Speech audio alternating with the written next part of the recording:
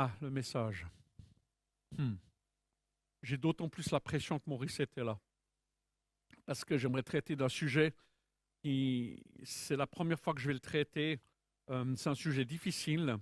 Non, je l'ai déjà abordé de différentes manières, mais là, j'aimerais l'aborder frontalement. Et c'est le sujet de la souffrance.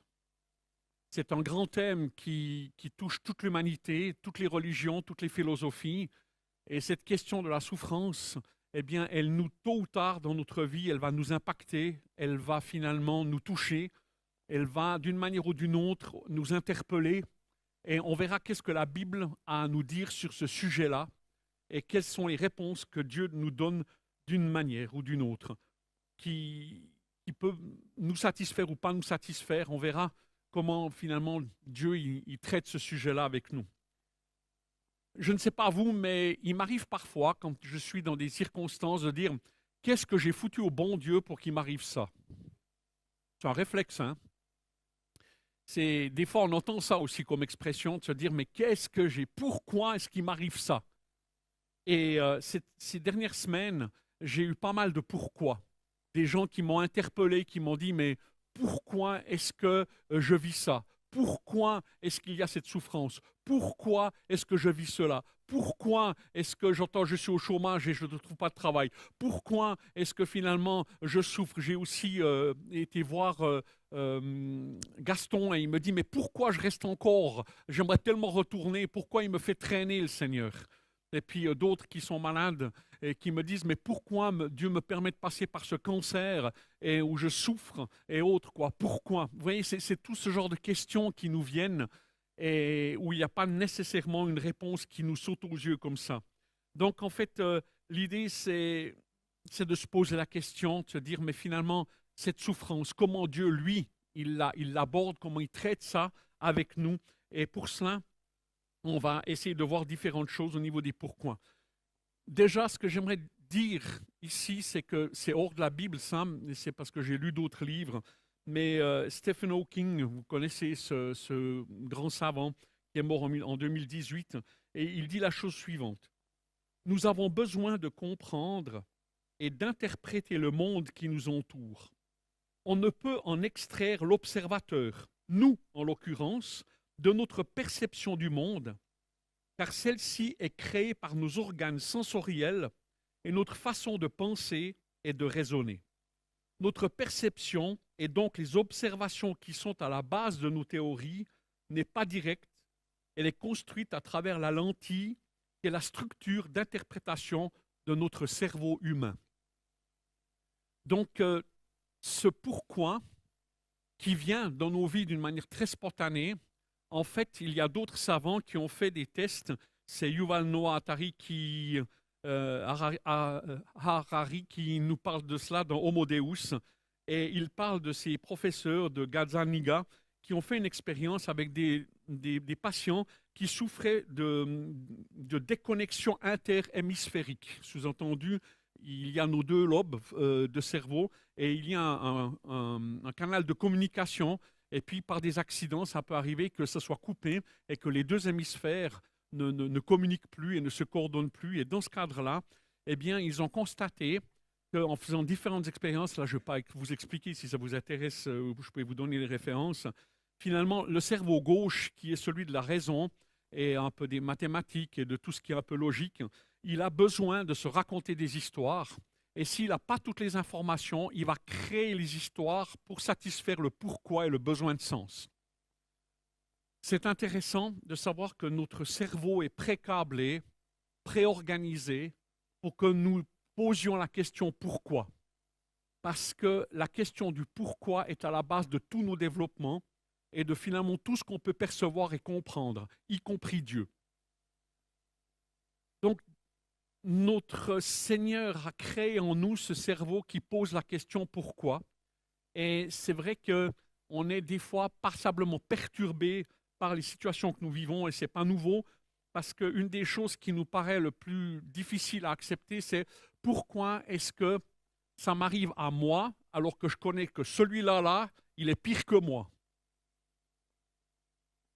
Vous êtes d'accord? Comment ça se fait que moi, le juste, je souffre, alors que lui, le méchant, lui, tout va bien. C'est injuste. Et c'est là où on tombe sur les grandes questions qui sont traitées dans la Bible, notamment le psaume 73 parle de cela, et où c'était ce questionnement qui était là, mais il n'y a pas que le psaume 73, il y a aussi Ecclésiaste qui traite cela. Et puis finalement, il y a ce grand livre qui traite de cette question que vous connaissez tous, c'est le livre de Job. Qui a déjà lu au milieu de nous le livre de Job en entier? Je pense que vous avez tous souffert pour le faire. C'est une bonne motivation de lire Job. Parce qu'on sait tous que dans la Bible, il y a un livre qui traite de ce sujet-là, mais quand on n'y est pas poussé à le faire, on le laisse de côté, il y a d'autres choses à lire. Puis quand on y est, et puis qu'on a nos pourquoi, alors tout d'un coup, on plonge nos regards dans Job, et on essaye de comprendre. Je le fais avec beaucoup de crainte et beaucoup d'humilité, parce que Job, c'est un monument dans la littérature mondiale. C'est un livre sapiental, donc de savoir, de connaissance, et puis en même temps de poésie. Job n'en est pas l'auteur, c'est un autre auteur qui a raconté cette histoire. Et puis Ézéchiel et puis Jacques parlent de Job comme ayant existé. Et il y a beaucoup d'indices qui nous montrent que finalement, c'est très probablement quelqu'un qui a vraiment existé au Moyen-Orient, du temps des patriarches, donc on est avant l'an moins 1000, donc c'est plus de 3000 ans en arrière, que finalement il aurait vécu, et que ce texte a été finalement une synthèse un peu de tous ces questionnements, de tout ce cheminement, et il y a énormément de réponses à trouver en Job, et c'est ce que j'aimerais voir avec vous ce matin. Une des choses que j'aimerais vous dire, c'est qu'on a des fois parfois tendance à penser que parce qu'on est chrétien, il n'y a rien qui va nous arriver. Si dans votre vie, on vous a une fois dit « venez au Jésus et tous tes problèmes seront réglés », c'est un mensonge. J'ai plus de problèmes en tant que chrétien aujourd'hui que si je n'avais pas été chrétien. Attendez. En disant cela, je ne dis rien. Comprenez-moi bien, mon problème à moi, à l'origine, c'était le sens de l'existence. Je la trouvais stupide et je la trouvais sans but, je la trouvais sans raison. Et pour moi, c'était absurde. Et je n'arrivais pas à vivre dans un univers absurde. Dieu est venu, m'a apaisé ma crise existentielle. Et en ce sens-là, il m'a totalement satisfait et apaisé. Par contre, j'ai découvert qu'il y avait des nouvelles règles, il y a des choses que je ne pouvais plus faire comme je le faisais avant. Et dans ce sens-là, c'est plus compliqué. Et là, effectivement, ça ne résout pas tous les problèmes, ça en a résolu quelques-uns qui sont profonds. Et puis avec le temps et l'aide de Dieu, dans mon cheminement, les choses se sont apaisées, se sont calmées. Et où finalement, aujourd'hui, je peux aborder ces sujets-là d'une manière beaucoup plus libre. Les disciples ont dû apprendre à vivre aussi dans l'épreuve, dans des moments difficiles que Jésus leur a donnés. Et à un moment donné, il dit « Maître, nous sommes perdus et tu ne t'en soucies pas. » C'est quand il dormait sur le lac. Sous-entendu, parfois, quand on est dans l'épreuve et qu'il y a le silence de Dieu et où on a l'impression qu'il dort un peu Jésus comme à la barque, on a cette tendance à nous dire « Mais tu nous as oubliés, tu n'es pas là, quoi. Tu n'existes pas, tu ne t'occupes pas de moi, je ne suis pas signifiant pour toi, je n'ai pas de poids, je n'ai pas d'autorité auprès de toi. T'es où? Tu fais quoi ?» Et on est là à interroger Dieu sur son silence. On verra que c'était aussi une des caractéristiques de Job. Et puis Paul aussi a dû apprendre avec Luc et Aristarque quand ils étaient sur ce fameux bateau qui les amenait à Rome. Et pendant 14 jours, ils ont eu la tempête. À la fin, il nous est dit dans Acte 27-20 qu'ils avaient perdu tout espoir d'être sauvés, malgré le fait que Dieu les avait envoyés pour être des témoins à Rome, mais eux, ils avaient perdu tout espoir. Et puis on pense au martyr d'Étienne, on pense à Jacques aussi, l'apôtre, et puis tous les apôtres qui sont morts en témoin du Christ, sauf Jean qui est mort de vieillesse, mais en exil à Patmos. Donc la souffrance fait partie intégrante du chrétien et on ne peut pas l'éviter, on peut simplement l'affronter, la prendre comme ça et comprendre qu'est-ce qui nous est dit au travers de cela. Et c'est finalement ce qu'on va apprendre au travers du livre de Job. J'aimerais vous lire juste une partie de l'introduction de Job pour bien qu'on comprenne ce que Job a perdu. Tu peux passer juste l'image de Job, s'il te plaît?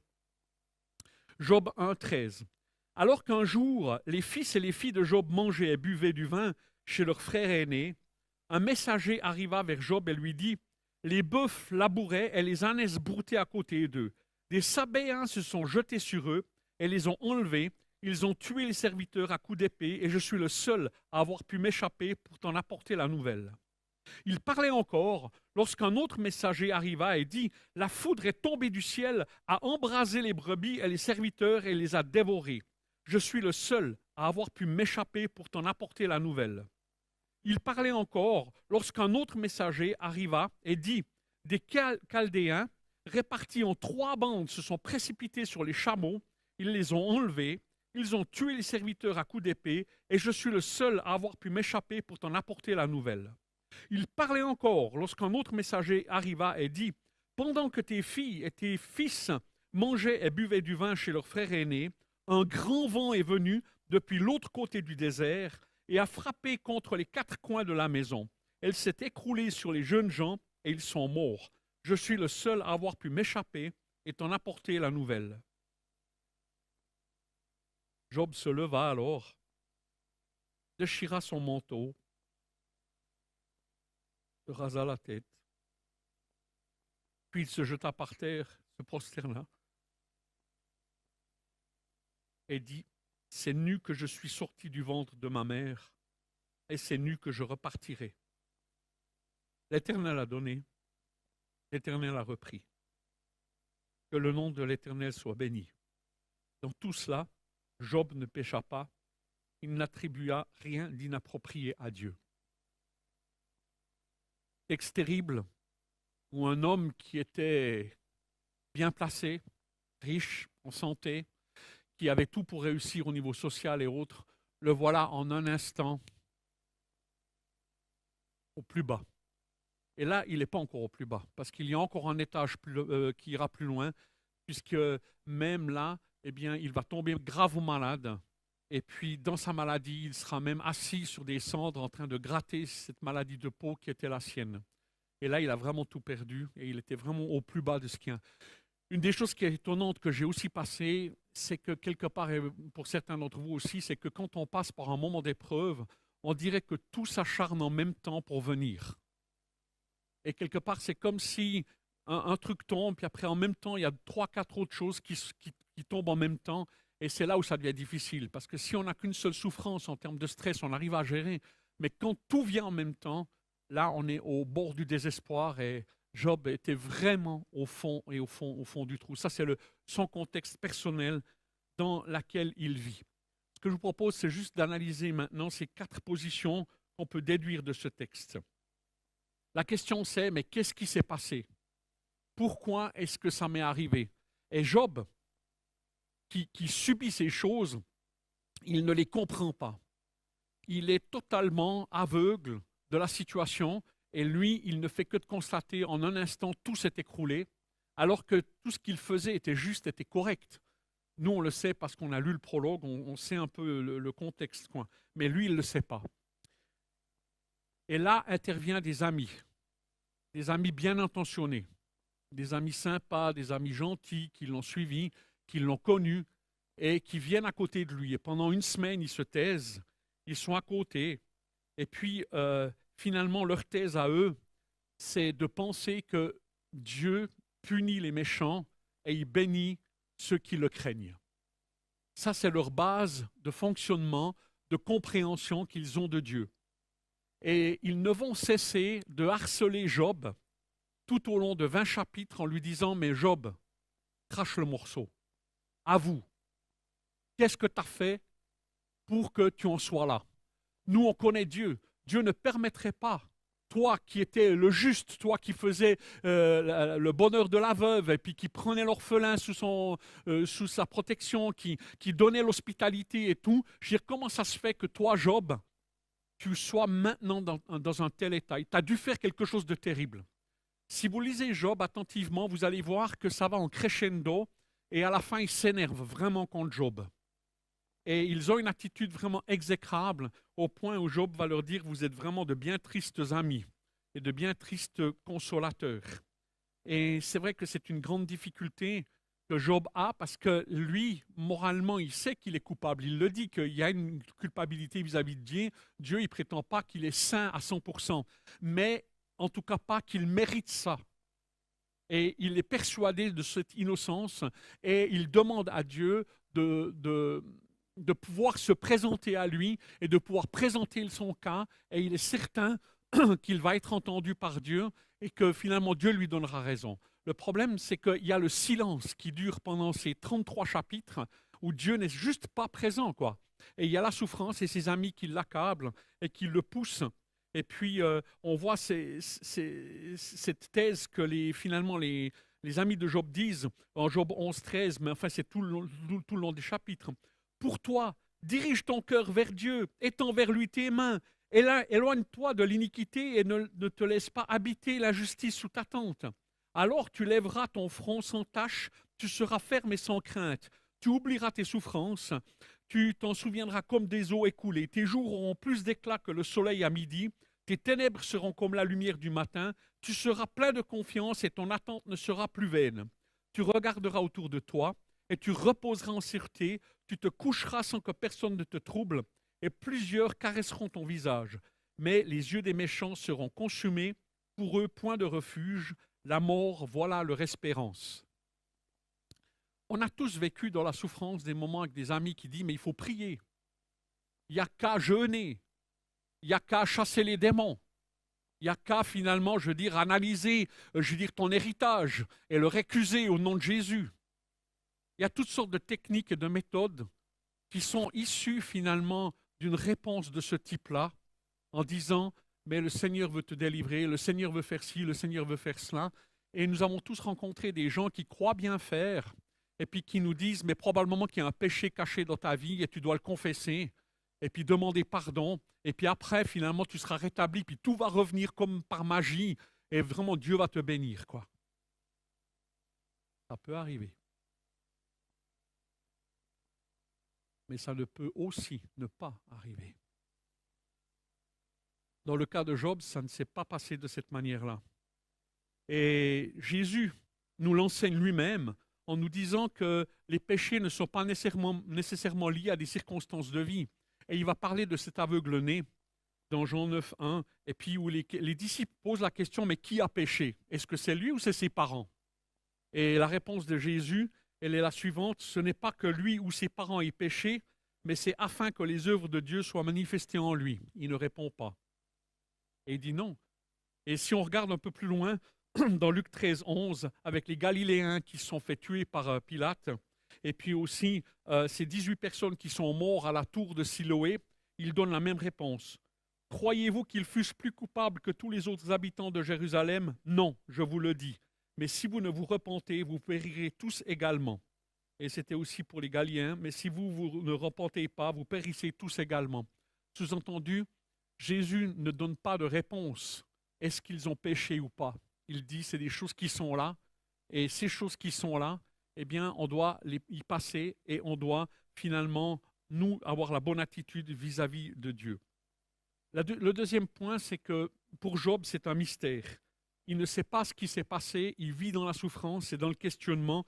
Et Job, tout au long de ces 20 chapitres dans lesquels il est, où il est mention que de Job, eh bien, finalement, les réponses de Job, c'est tout le temps « Pourquoi, Seigneur? Pourquoi il y a ceci? Pourquoi il y a cela? Pourquoi il m'arrive ça? Puis pourquoi les autres, ils vont bien? Puis que moi, il m'arrive cette chose-là? » Donc, il est tout le temps dans le questionnement. Il pose des questions à Dieu et Dieu garde le silence. On verra pourquoi après. Même à un moment donné, dans Job 23, 10, si on regarde Job 21, 7, il dit « Pourquoi les méchants vivent-ils? Pourquoi les voit-on vieillir et accroître leur force, hein? Pourquoi? Le fameux pourquoi. Et puis, même un peu plus loin, il s'offusque, qui dit « Quoi donc? Ne sont-ils pas en possession du bonheur? Mais loin de moi de suivre leurs conseils. » Et dans Job 23, 10, il va même dire qu'il voit que Dieu le presse et le pousse à vraiment avoir tout perdu, et il croit que c'est Dieu qui est à l'origine de cela. Et il dit « Voilà pourquoi je suis terrifié devant Dieu. Oui, plus je réfléchis et plus j'ai peur de lui. » Parce qu'il est persuadé que tout ce qui lui arrive, c'est le plan de Dieu, c'est la volonté de Dieu. Certes, Dieu l'a autorisé, mais ce n'est pas le plan de Dieu. Dieu garde le silence et Job interprète le silence. Il faut comprendre que Dieu est lié par le fait que le diable l'a mis au défi. Dieu a été mis au défi par le diable qui dit « Mais Job, il t'aime uniquement parce que tu le protèges, parce que tu le bénis. Et c'est pourquoi il te sert. » Dieu relève le défi en disant « Moi, j'ai confiance en Job, qu'il ne me trahira pas et qu'il m'aime vraiment pour qui je suis. » Et c'est là où Dieu donne l'autorisation au diable d'utiliser la nature, les circonstances, les Sabéens, les ennemis qui sont là d'une manière ou d'une autre. Enfin, toutes les circonstances étaient valables pour finalement amener la destruction de tout ce en quoi finalement Job pouvait être fier. Et tout a été détruit. Et le pire, c'était ses enfants qui sont tous morts, ses filles et ses fils. Et même sa femme va le maudire en lui disant « Mais maudit Dieu et meurt. » Et ça aussi, parfois, quand on a tout perdu, quand on vient encore nous dire ces choses-là, on est vraiment au comble du désespoir total. Quand les personnes les plus proches de nous aussi, finalement, participent et nous enfoncent encore un peu plus. C'est difficile. Et on peut comprendre Job qui avait ses peurs. On arrive dans un chapitre où tout d'un coup, il y a un quatrième ami qui se met en piste. Et celui-là, il a une autre approche que les trois autres qui finalement, à tour de rôle, venaient pour accabler Job. Et en fait, voilà les réponses que Elihu va donner et qui sont la piste de réflexion profonde du livre de Job. Le premier point, c'est que Dieu n'est redevable à personne d'autre qu'à lui-même. On voit ça dans Job 33, 9. Tu dis, moi Job, je suis innocent et non rebelle à Dieu. Je suis pur de tout crime. Mais Dieu trouve encore à me faire des reproches. Il me considère comme son ennemi. Il entrave mes pas. Il garde l'œil fixé sur tous mes faits et gestes. Tu as tort sur ce point, Job. Je dois te le dire. Dieu est beaucoup trop grand pour un simple être humain. Pourquoi donc entres-tu en procès avec lui? Il n'a pas à répondre de tout ce qu'il fait. Point 1. Fais-moi savoir ce que nous pourrions dire à Dieu. Rien de bien cohérent. Nous sommes dans le noir. Devra-t-on l'avertir quand on fait un beau discours ou va-t-on l'informer que quelqu'un a parlé? Voilà que tout à coup, on n'y voit plus très clair. Le soleil est caché derrière les nuages. Alors le vent se lève et il nettoie le ciel. La lumière dorée arrive par le nord autour de Dieu, rayonnant un éclat redoutable. Il est le Dieu très grand, hors d'atteinte pour nous. Il est grand par la force et grand par la justice, parfaitement loyal, et il n'a pas à répondre. Vous voyez, une des pistes qui est là, c'est que Job pose des questions et il lui dit, mais je veux venir plaider ma cause à ton tribunal. Je suis persuadé qu'on pourra s'entendre et que tu vas me protéger, que tu vas me garder, que tu vas écouter ma raison. Et j'ai des bonnes raisons de croire ce que je crois. Et finalement, Job ne cesse finalement de poser la question à Dieu, viens, explique-moi que je comprenne et que je puisse défendre ma cause. C'est Elihu qui lui dit, mais Dieu il sait, il est au courant de ton histoire. Arrête de l'embêter avec ça. Une autre réponse que Elihu donne, c'est que Dieu nous corrige aussi par la souffrance. Dans Job 33, 14, il nous est dit qu'il nous parle tantôt par un rêve, une vision nocturne, mais au verset 19, il nous dit « Mais Dieu corrige aussi l'homme par la souffrance ». Et c'est finalement un des textes qu'on trouve aussi dans Job 35, 15. « Mais Dieu sauve le pauvre par la pauvreté, il se sert du malheur afin de l'avertir ». Parfois aussi, comme un père corrige ses enfants, il peut utiliser la souffrance pour nous parler, pour nous ramener à la raison et nous amener à comprendre le plan de Dieu et de revenir à Dieu. Et il peut utiliser des circonstances difficiles parce que c'était comme dans la Bible, il nous dit, mais ne me donne pas la richesse de peur que finalement je t'oublie ou ne me donne pas la pauvreté de peur que je vole et que je te déshonore. Mais garde-moi. Et que parfois dans nos vies, on a une tendance à s'installer dans notre confort spirituel, dans ce qu'on vit, et puis que finalement, tout d'un coup, une épreuve arrive et ça nous remet à prier. On se remet finalement en question, on réfléchit, et c'est aussi une des manières que Dieu a de nous parler. En l'occurrence, pour Job, ce n'était pas le cas, mais il y avait d'autres choses qui étaient derrière, que Job n'était pas au courant. Donc finalement, dans les difficultés, on voit même dans Deutéronome 8 que Dieu a utilisé des difficultés pour faire ressortir d'Israël, finalement, ses vraies motivations, s'il voulait vraiment suivre Dieu ou pas. La souffrance est un révélateur de ce qui se passe au fond de notre cœur. Il y a des gens que je connais qui, dans la souffrance, se sont révoltés contre Dieu et d'autres qui se rapprochent de Dieu. La souffrance, elle n'est jamais neutre. Soit elle approche, soit elle éloigne de Dieu. Vous comprenez? Et je connais des gens parce qu'ils ont perdu leur épouse, ils ont perdu un enfant, ce qui est terrible, hein, je veux dire, d'une manière ou d'une autre. Et à partir de là, ils en veulent à Dieu, dans leur vision de Dieu, et ils ne veulent plus de Dieu dans leur vie parce que, quelque part, pour eux, Dieu devait les bénir et ils n'ont rien fait de mal, en tout cas pas pire que l'autre, là, et qu'ils ne méritent pas. Et donc, quelque part, ils disent, moi, je veux rien savoir de Dieu. Dieu n'est pas lié par nos bonnes conduites. C'est aussi Job 35, toujours là eu. Job, quand tu dis à Dieu, peu importe pour toi que je sois innocent, moi je n'y gagne rien. Estimes-tu vraiment que cela est correct? Penses-tu être ainsi dans le vrai devant Dieu? Quand tu commets le mal, est-ce que c'est à Dieu que tu nuis? Lorsque tu multiplies tes désobéissances, en quoi cela le touche-t-il? En rien du tout. Et si tu te conduis comme il l'attend de toi, que lui apportes-tu? Que reçois-tu? Que reçoit-il de toi? Mais le mal que tu fais ou ta bonne conduite affecte seulement tes semblables, les hommes. Et une fois que Élie a fini, Job se tait pour la première fois. Avec ses amis, il a toujours parlé, mais là, il se tait. Et il réfléchit. Et là, il n'a plus rien à dire parce que les arguments d'Élie le mettent face à quelque chose qui le dépasse complètement, qu'il n'avait pas vu. Dieu, ce n'est pas juste un copain, ce n'est pas un ami avec qui on peut parler. Il est Dieu et il est au-dessus de tout. Et Job, qui est là, dans sa souffrance, qui demandait finalement à justifier sa situation et autres, eh bien, voilà que là, d'un coup, il se tait, il prend conscience qu'il y a une autre dimension et que nous devons respecter finalement cette dimension-là aussi. Et puis, la quatrième dimension, c'est celle de l'auteur de Job, qui veut nous montrer que Job a un rôle de témoignage et que quelque part, on retrouve cette pensée dans 1 Corinthiens 4, 9, et c'est Paul qui dit, en fait, il me semble que Dieu nous a mis, nous les apôtres, à la dernière place. Nous sommes comme des condamnés à mort, jetés dans l'arène romaine, et nous sommes donnés en spectacle au monde entier, aux anges aussi bien qu'aux êtres humains. Et Job est exactement dans cette situation-là, où finalement l'enjeu n'était pas à lui, mais l'enjeu était finalement ce défi que le diable a lancé en disant, mais les hommes qui sont là, ils ne t'aiment que parce que tu les bénis, parce que tu les protèges et puis que tu les nourris et tu réponds à tout de leurs besoins. Et c'est ça, finalement, qu'ils aiment, c'est pas toi. Et le diable, bien souvent, il vient nous proposer des choses pour pouvoir finalement nous soumettre à lui, mais dans le sens de nos désirs, pour qu'il nous rende célèbres, qu'il nous donne ceci ou cela d'une manière ou d'une autre. Ça, c'est vraiment comment le diable, lui, il est. Mais Dieu n'est pas comme ça. Et en fait, le défi qui était là, eh bien, c'était pour Job, qui, je crois, n'était pas du tout au courant de ce défi, c'est de tenir ferme et de résister jusqu'à la fin. Et on le voit aussi que Éliou l'interpelle, lui dit, mais c'est pour ça que tu es dans la souffrance, c'est parce qu'il y a un défi et quelque chose qui te dépasse.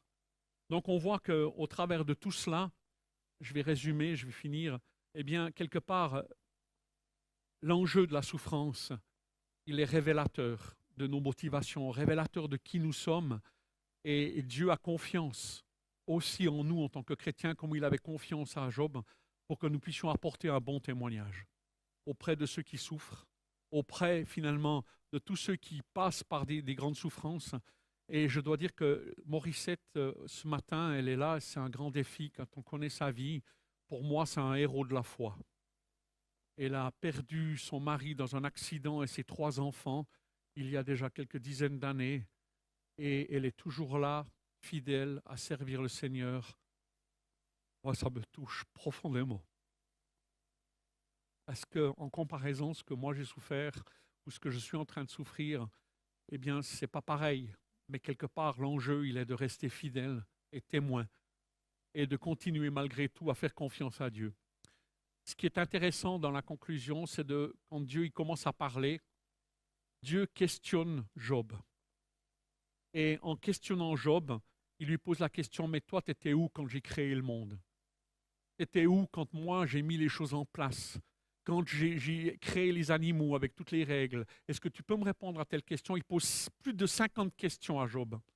Et c'est en réponse à toutes ces questions à lui, par rapport à sa vision des choses, Et Dieu simplement lui montre, Job, on ne joue pas dans la même catégorie. Moi, je suis Dieu et tu dois m'accueillir comme Dieu. Et tu dois me faire confiance et tu dois croire que je suis ce Dieu bon et ce Dieu juste qui fera les choses justes. Mais tu dois me faire confiance. Et tu dois m'accepter telles que les choses se sont passées.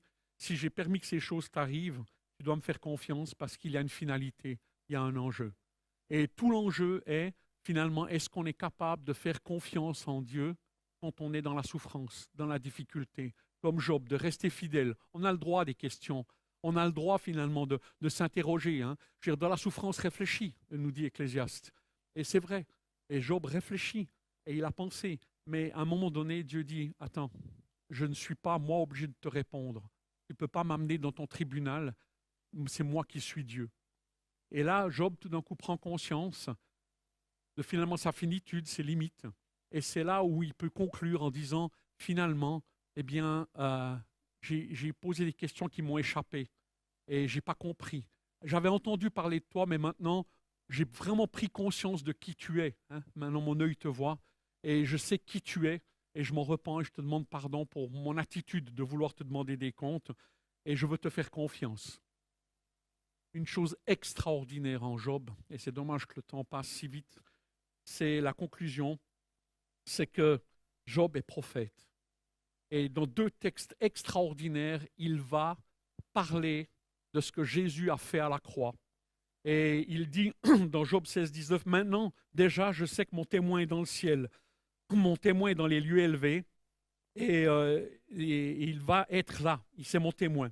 Et puis Job 17, 3, il dit, sois auprès de toi-même ma caution, mon rédempteur, mon garant. Et puis, au Job 19, 25, il dit, mais je sais que mon rédempteur est vivant et qu'il se lèvera là, le dernier sur la terre.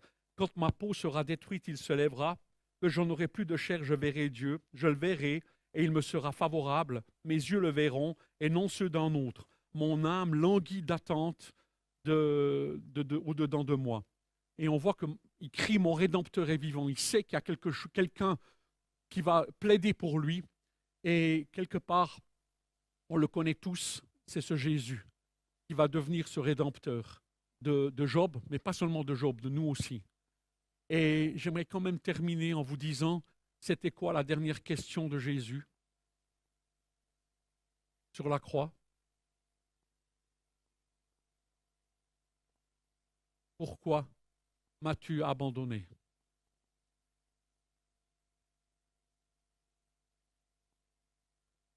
L'humanité de Jésus, confrontée à l'indicible, l'impensable. Et là aussi, Jésus, il a dit non pas ma volonté, mais ta volonté.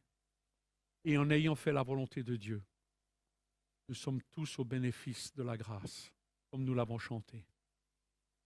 Et même Jésus a passé par le pourquoi.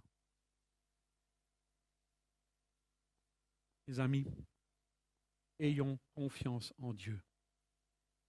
Croyons que nous avons un Dieu juste et bon. Et si nous ne comprenons pas, ce n'est pas l'important. L'important, c'est de faire confiance à Dieu. Même si c'est au prix de nos vies. Dieu n'est pas obligé de tout nous révéler, de tout nous faire comprendre. Acceptons son autorité et sa majesté en n'importe quelle circonstance dans nos vies. Est-ce qu'on peut dire amen à ça? Facile à dire.